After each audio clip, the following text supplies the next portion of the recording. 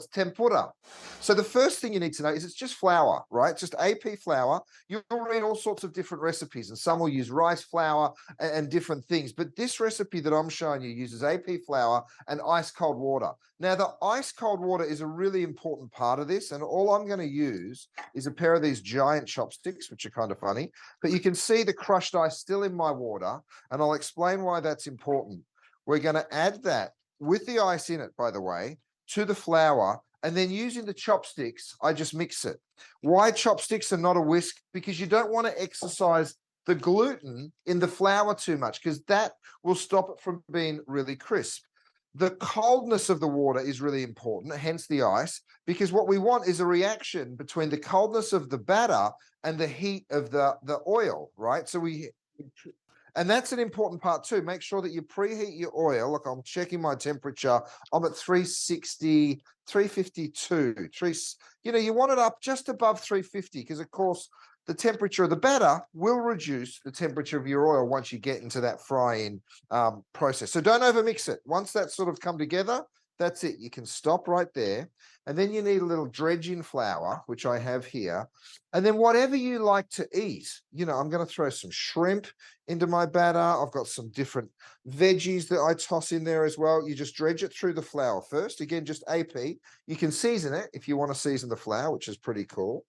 And then also little vegetables. I've got some squash. I've got some zucchini flowers. I've got some asparagus. Beautiful. Isn't that nice?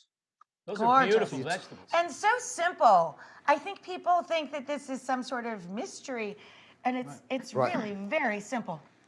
It really, really is. So once you get it in there, then, of course, you just dunk it underneath that batter, and then you kind of start fishing things out and dropping them straight in, and you'll hear this sizzle. You hear that instant sizzle, right? That's what you want, because you want to be able to sort of see through the batter.